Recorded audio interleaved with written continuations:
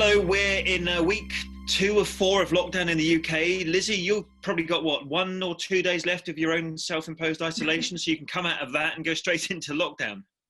Yeah, I am free tomorrow at 12:30. My 12:30 tomorrow. quarantine ends. Your quarantine ends, but your sort of lockdown begins. So it means you can literally go out the house, but you can't actually go anywhere. Yeah, although it will be refreshing to be able to go for a walk or a run or leave these 4 walls. Oh, your steps must have been terrible over the last couple of weeks then. Yeah, I'd say so. I'd say I'd hardly hit 1,000 each day, to be honest. Whoa, okay. Well, that's just going up and down the stairs. So here we are. Actually, I got out yesterday. I was so excited to actually leave the house and go and visit someone to do an interview in East Sussex, driving around the countryside. It was actually quite a pleasant thing to do. So we've been out and about. We were saying, weren't we, at the beginning of the week, oh, what are we going to put in the podcast this week? There's not a lot to say. And then suddenly, boom, it all happened on like Wednesday and Thursday. Yeah, we spoke earlier this week, and I think I said to you, we're going to have to do an entire episode on The Crown because there's not much has happened. And suddenly I have a very chunky list. Yes, and actually we could do The Crown, but I wonder whether we've actually got time for it looking at the list. Well, it has been the good thing about quarantine is that I've watched all 10 episodes, so I'm done. I'm halfway through episode 1, so if we're going to do anything on The Crown, you've had a busier week. All over to you. Yeah, exactly. Right, so why don't you get through the Robinson's Royal Rundown, and then we can actually get through this very 1, 2, 3, 4, 5. I've got about 9 things on my list. So why don't you do yours quickly, and then we'll quickly get on with the rest of it. Yeah, put your feet up. This might take a while. So the Queen and Duke of Edinburgh are celebrating their 73rd wedding anniversary today. And to mark the occasion, a really lovely new photograph was released of them looking at a homemade card from 3 of their great-grandchildren, Prince George, Princess Charlotte, and Prince Louis, which is very sweet. There were a lot of developments this week around the 1995 Panorama interview with Princess Diana. Firstly, the BBC announced that Lord Dyson would lead an independent inquiry into the interview, and following that, the Duke of Cambridge made a very rare intervention and actually spoke out on it. We also had Following that, we interviewed Rosa Monckton, yes. Following that, yes, we interviewed Diana's close friend, Rosa Monckton, on her thoughts, not only about the inquiry and the interview itself, but also the Duke of Cambridge's comments. There were some new revelations this week around the Duchess of Sussex's court case with the Mail on Sunday. The Duke of Sussex was out and about volunteering, and he also spoke at the Stand Up to Heroes comedy event, which raises money for military veterans in the US. It has been a decade since Kate Williams' engagement was announced on the 16th of November, and I think we'll play you a little clip from their engagement interview with Tom Bradby from that day. Charles and Camilla had an important visit to Germany at the weekend. Charles also celebrated his 72nd birthday when he was on Saturday, 14th. And the Duke of Cambridge has made a video call to mark Anti-Bullying Week. Is that everything? Yeah, I've actually got something on my list and I can't read my writing, so rather than say it, I'm not going to do it. I think we should start with Rosa Monckton, but actually your list was so long, I just need to have a swig of coffee because that was such a long list. I need to. You could have been having the coffee while I was talking.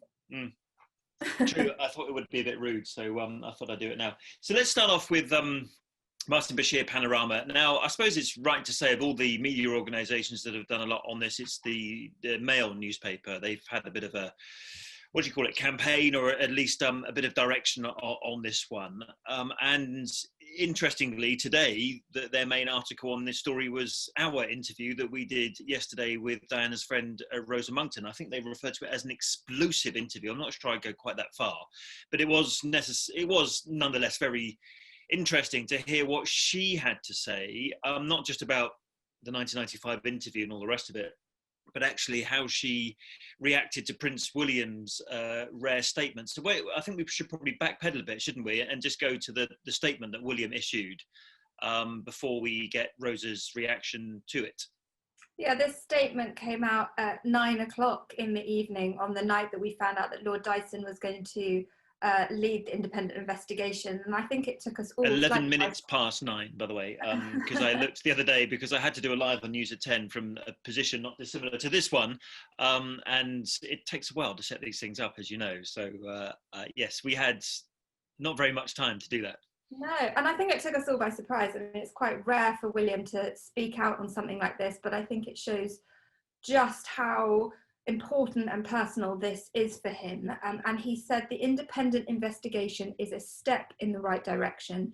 It should help establish the truth behind the actions that led to the Panorama interview and subsequent decisions taken by those in the BBC at the time. And he was said to have tentatively welcomed the investigation. Yes, so that followed what was the other development in this case on the same day, which was the BBC announcing that they'd had set up this investigation. It would be independent. It would start immediately. Lord Dyson would run it. He's the very senior judge. He used to be the second most senior judge, I think, in the land, former Master of the Rolls. The BBC have accepted his terms of reference for this inquiry, and he's now, motoring away looking at all the issues, not least of which being what did Martin Bashir say to both Diana and her brother Charles Spencer. So that was one development, boom. Development number 2, boom, was Prince William actually reacting to it, which itself, isn't it, we should be clear, is quite rare. Royals don't normally issue statements in response to media things, inquiries and all the rest of it, but we are talking here, of course, about William's mother. Yeah, this is undoubtedly incredibly personal for William, and I think just the fact that he has said anything shows just how important this is to him. I mean, he was only 13 at the time, and this will be something that he follows very closely. We know that he's maintained channels of communication over the last few weeks since it was announced that an investigation would take place, and I have no doubt that he will continue to follow this closely.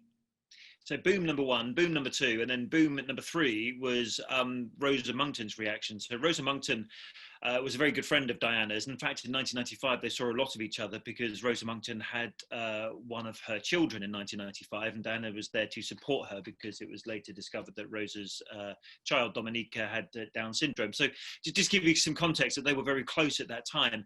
And she was explaining to me when I met her at home in East Sussex, just how she thought Diana had changed, and she pinned that change that she saw in Diana in the autumn or the fall of 1995 as she pinned that on what Martin Bashir had been telling her. So have a listen. All of this, when I look back through my letters from her, was started October 95. You think the things that she was being told by the Panorama programme and Martin Bashir changed how she saw There's no doubt in my mind at all. She thought she was doing a good thing. Mr. Bashir had persuaded her that she was doing a good thing. Everybody was conspiring against her, the security services, and she took it all in. And she was vulnerable. It was a disgusting and disgraceful thing to do. And I'm just looking through my notes that I made, here we are, in a car park in a supermarket yesterday, which was near to her house and where we did the edit and all the rest of it, but I can tell you it was very cold. But some of the notes, by the fire at home.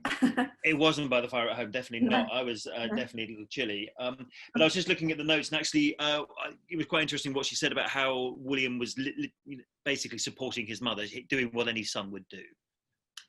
Yeah, I think that was nice. She was praising Prince William essentially for standing up for his mother and doing what, as you say, any son would and should do. And I think that's why he has said something, like I said earlier, because it is so incredibly personal to him. Any son would want to stand up for his mother in such circumstances. It's what a son would and should do, and it's good that he's sort of put aside the royal protocols in a way and said, I support this inquiry. Now, she also reacted to the development this week that Martin Bashir was seen again.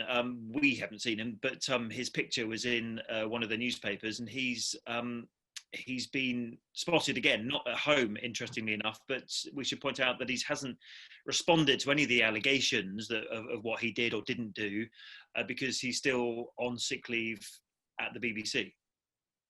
He is, yeah. He's signed off at the moment. But Rosa said that actually the most important thing now is he is involved, and that they can get to the truth of what happened with this interview, which is exactly what William's calling for, that the truth is established. I think all that matters now is that he is a major part of the inquiry. I mean, whatever damage has been done to the royal family, I think the damage to our national broadcaster has been much worse. So that's the reaction of Diana's close friend. It was very good of her to speak to us yesterday, and in such a, an honest way, I think is what we'd put it. She clearly thinks there's a lot of questions to answer here, and thinks Diana at the time, as you heard her say, was very vulnerable. Now, in the UK, the body which regulates not only us as a broadcaster, ITV, but also oversees what the BBC does, is called Ofcom, and they've actually had something to say on it as well, haven't they? They have. A letter was written by the chief executive of Ofcom to the Director General of the BBC, Tim Davie, and the letter said that while it welcomed the investigation, they think it is essential that the BBC ensures that the concerns raised about the programme are investigated thoroughly. It goes on to say one of the BBC's public purposes is to ensure that its news and factual content is provided to the highest editorial standards. It is important that the BBC holds itself to account openly and transparently in relation to historic allegations of failing to achieve those standards. And they say that they'll be following the inquiry and its conclusions very closely.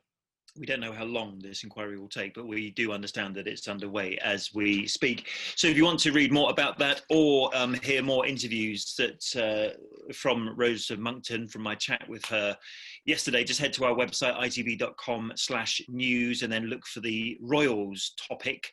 And you'll see all of our stories, Lizzie's, mine, anyone else's that are to do with the Royals there. One of the stories you will find there, however, is the Queen and the Duke of Edinburgh, who today celebrates not 10, not 20, not 30 years of marriage, but 73 years of marriage.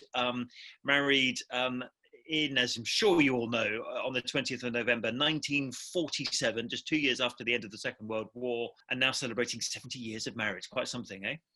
73, yeah, it's remarkable, really, and lovely that they are together at Windsor Castle at the moment to be able to celebrate the day together. They're spending the second lockdown in England, isolating together back at the castle, which is where they spent the first lockdown. And a very sweet photo taken by Chris Jackson from Getty Images of the pair of them sitting on a sofa looking at a handmade card from 3 of their great-grandchildren, the little Cambridges, and it was a really sweet picture. Yes, Prince George, Louis and Charlotte had made that for them, and they were perusing over it, weren't they? They obviously got the card slightly early, by the way. I would have got told off by my mother if I'd opened a birthday card a day earlier than my birthday, but anyhow, they obviously opened that a few days ago because the picture was taken. Was it taken last week, the picture, I think? It was taken earlier this week, and they were in the week. room at Windsor Castle. Right. And there's a really nice detail, actually. The Queen is wearing the chrysanthemum brooch, as I'm sure you recognised. I did. And that brooch, she was photographed wearing on their honeymoon at Broadlands in Hampshire back in 1947, when she was just a 21-year-old princess. And she was also photographed wearing it in images taken to mark their 60th wedding anniversary in 2007. So that brooch has a lot of history, and it's nice to see it out again. Yes, I mean, actually only a few years ago we were talking about her platinum wedding anniversary, and we've now got the platinum jubilee coming up. Is it platinum? I always get confused with my metals. Platinum is 70?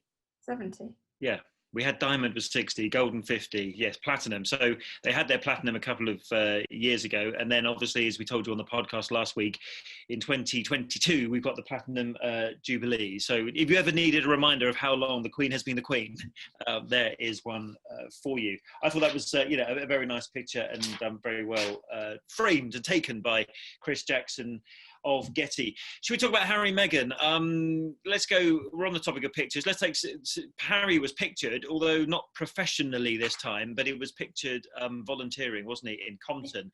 I noticed actually the Finding Freedom author Omid Scobie had put on Twitter that he was reminding everyone it was the Mail that once referred to Meghan as, quotes, straight out of Compton, close quotes. And that was where Harry had returned to do this volunteering, wasn't it, for a veterans charity? He was volunteering, packing and distributing food parcels to military veterans and families, and he was there in a private capacity, and a photo emerged on social media a couple of days ago. So yeah, I think we've spoken a lot on this podcast about how much the military means to Prince Harry. There was obviously a lot of controversy around those recent photographs of them on Remembrance Sunday. Yeah, I think the difference here was that this difference was it wasn't staged, and also nor was it publicised. So it only sort of, I think somebody found it on Instagram, and then it sort of made its way around. We confirmed it with their office, as you'd expect us to do, because we only ever report factual and accurate things on this podcast and on our digital social media channels and broadcast, which I have to tell people on Twitter all the time. Anyway, rant over. I just thought that rather than tell us about it and say, here are the photos, they let people find it organically, if you like. That was the big difference between this picture and the ones that were issued for Remembrance Sunday. Yeah, we talked about it last week, a lot of accusations about those pictures that were issued on Remembrance Sunday looking a little bit like a publicity stunt. And how tasteful was it to do that on Remembrance Sunday? I mean, the other side of the argument is that they were just marking Remembrance Sunday, of course. But, I think the work that Harry is doing around the military, obviously that means a lot to him. And it was one of the toughest things for him to have to give up when they walked away from the royal family. And he, again, this week he spoke at the Stand Up for Heroes comedy event, which is raising money for military veterans in the US, and he was speaking about his life of service. Now, of course, you will have seen the pictures if you're watching this podcast on YouTube, as tens of thousands of you do every week, and we thank each and every one of you. If, however, you're listening to this podcast on your favourite podcast platform while you're out running, as I know some of you do, then in order to see all these pictures, you need to head to our social media pages. On Instagram, it's at ITV News Royals, or if you'd rather, Twitter. And actually, there's been a change to Twitter this week. Have you noticed? I'm not quite keen on it. They've got these things called fleets, is it, at the top of the... Have you not had the update? I have seen people saying that they don't like it, but I haven't done the update. You had a very blank face on you, and I thought she doesn't know what That's just how I look. I think basically, as far as I could tell, it's very similar to Instagram stories that run along the top. Now, I find Twitter is like an information overload at the best of times, without having to also not just take your timeline, but now check a load of, I think they're called fleets. Again, it's only a couple of days old, this update, so I'm not totally across it. Anyhow, I digress. Twitter, at Chrisship ITV for me, and for you, Lizzie? At Lizzie ITV. Right, and on there, you could also find links to, where's he going to go next? Well, let's stick with Harry and Meghan. You'll find links to the story that I think, did I write it or did you write it this week, the Meghan story? I think I did it. About her court case, correct? Correct. Or was it you that wrote it? I can't remember. No. Okay. One of us. Right. Anyway, one of us wrote it, and whoever wrote it is clearly very informative, factual, and accurate, as these things always are. But I think what was significant about the court case this week was that there were some admissions from Meghan's lawyers. So these come from Meghan's lawyers. These are not spin from us. That she did tell one of her, I thought there were 3 key points. Let me just run through them very quickly. One, that she did tell one of her friends that they could pass some information on to the authors of Finding Freedom, Omid Scobie and Carolyn Durand, in particular around Meghan's relationship with her father, Thomas Markle. The other 2 key points were completely no longer in my brain, so you'll probably have to remind me what they Tell me to pick up. What are the other 2?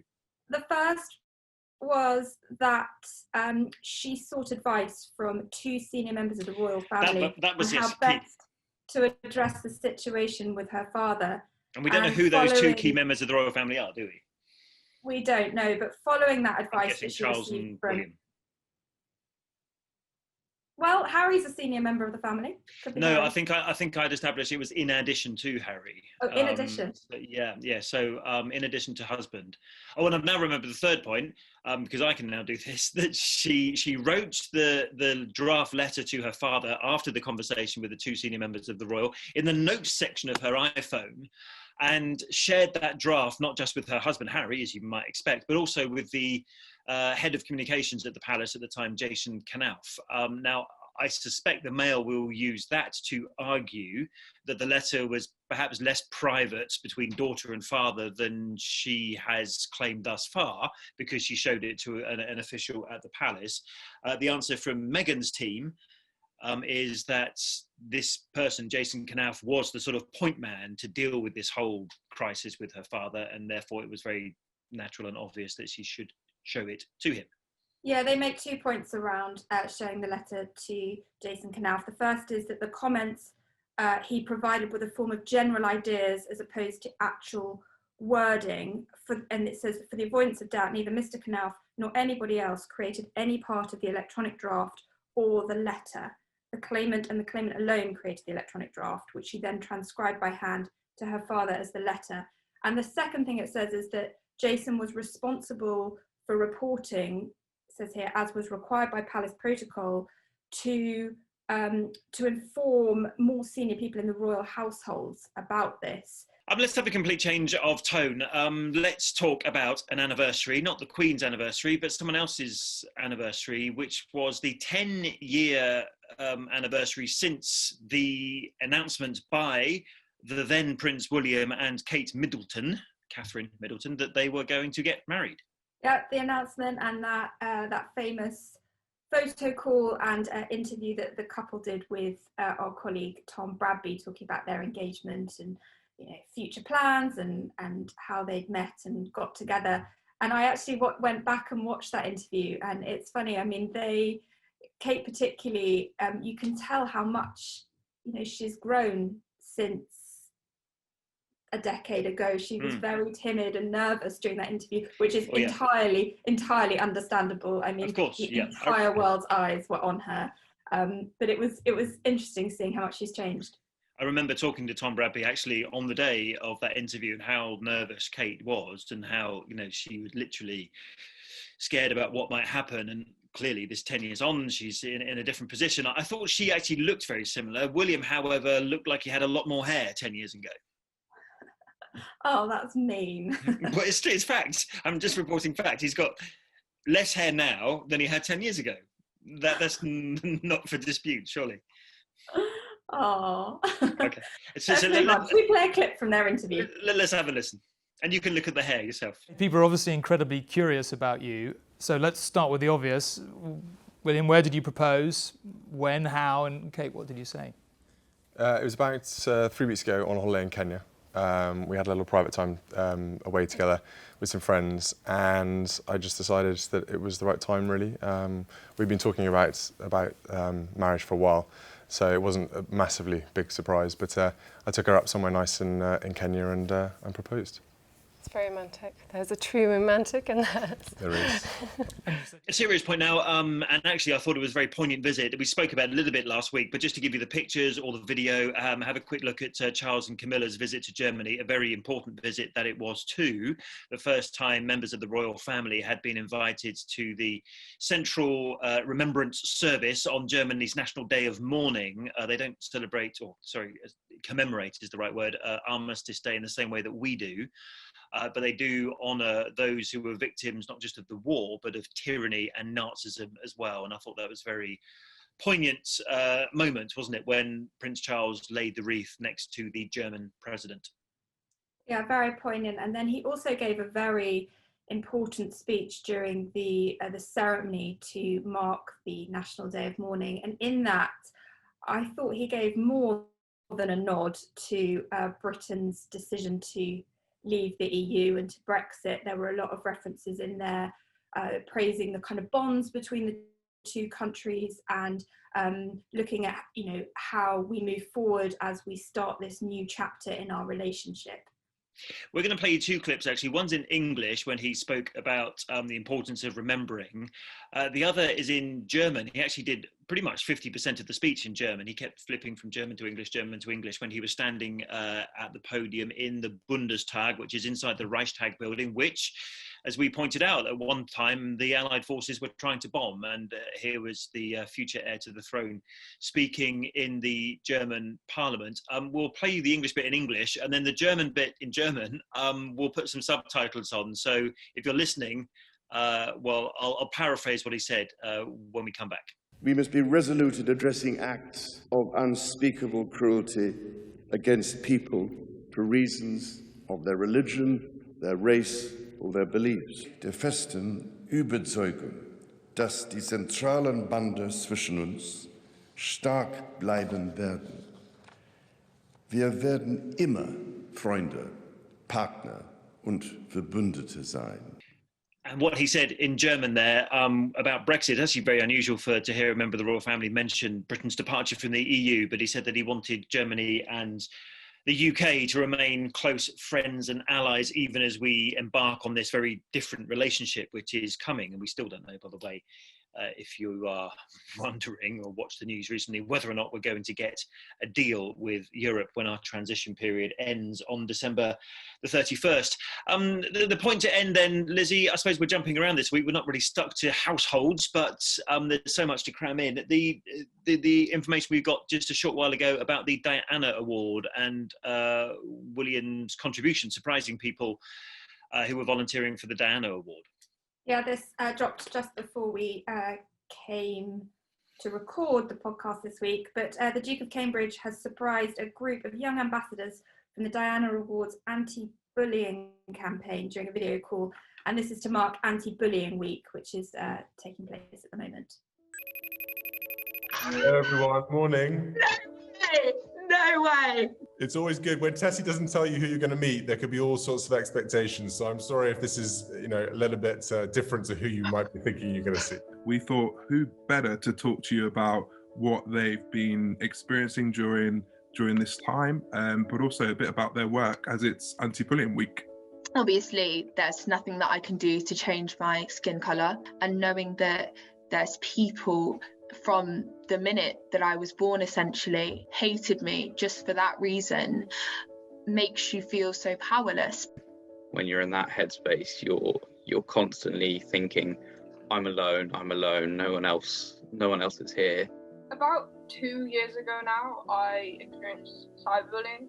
Yeah, there was every time my phone went off, I think my heart skipped a beat a little bit, just out of fear that another thing had been said. That's a lot for you to live with, you know, that stress, that anxiety, that pressure. That's horrible for you to have to live that so long like that. Now that we have the anti-bullying ambassador programme in school, it's really empowering, and I think that there should be anti-bullying ambassadors in every school, because if I could have had that peer-to-peer mentoring that now we can offer, my life would have been so different. It's really nice to have someone just nice hand on your shoulder saying, I'm here, I understand. The way I dealt with it is that it motivated me to become an anti-bullying ambassador, and really just to help people that are in that position. I can use my story to impact and influence others, and I think that's what's so important. Using our voices to spread awareness for anti-bullying, I think that's really vital. You're very true to the ambassadorial role that the Diana Award wants to have, and thank goodness for, you know, brilliant, young, bright and brave people like yourselves who are willing to stand up to injustice and racism and bullying that goes on. So I applaud all of you, I really do. So a bumper episode. I think we've been through Diana, 1995, speaking to one of her friends, court cases, volunteering, remembrance, anniversaries, wedding anniversaries, engagement anniversaries. Well, how much you can cram into one podcast. You know, you get your money's worth with this podcast, even though it's for free. I know. I wasn't expecting that earlier this week. I was really thinking, what are we going to talk about? Well, we didn't talk about the Crown, so maybe we should do that next week, and I'll try and catch up with you if I get any time to watch the Crown. You've watched the Crown. You've watched their engagement interview. What else can you do while you're in your? I've had a lot of time on my hands. Yes, indeed. So, listen, we will talk about the Crown. I just maybe think that in the time we've got left on this podcast isn't the time to do it. But a lot of people are talking about it, aren't they? A lot of people are talking about the way it represents Charles, Diana, Camilla. And actually, I just think with the Crown, as you get closer and closer to the current day, it just gets more and more difficult. Things are fresher in their minds. The people that they're talking about, the relationships they're talking about as well, are very recent. And it can't be pleasant for anyone in the royal family to be watching the Crown, particularly, as we said before, it is a drama, it is fiction, it's not fact. Yeah, I think that point's really important, that people need to remember that when they're watching it, they are watching a drama, and not everything in it is true, and not the way that everything is depicted is true, whether that's the relationships between Charles and Camilla. I mean, I think in the Crown it comes across very much as though Diana is the victim of not only their relationship but her relationship with the entire family. And I think people just need to remember that when they're watching it, that is not fact, but of course, it's a great drama. Yeah. Yeah, and Gillian Anderson is fantastic as Margaret Thatcher. I've seen bits of her, but I thought she was brilliant. Did you? Yeah. Having remembered Margaret Thatcher in real IRL, as they say these days. IRL. Yes, so season 4 covers Thatcher's. Yeah, you were probably not born when Margaret Thatcher was Prime Minister. No. Oh, yeah, so. Arrival to departure. Right, okay. Thank you for watching. Thank you for listening. We'll do the Crown in detail. We'll do it justice next week, and let's have a little chat about that. No idea what's coming up next week. It could be a bumper episode like this one. It could be a very thin episode. Let's see. But we might do it in person next week, might we? We might well. You'll be out of isolation, and we'll still be in lockdown, but we can probably do it in the office socially distantly. See you next week. Thanks for watching and listening. Bye-bye.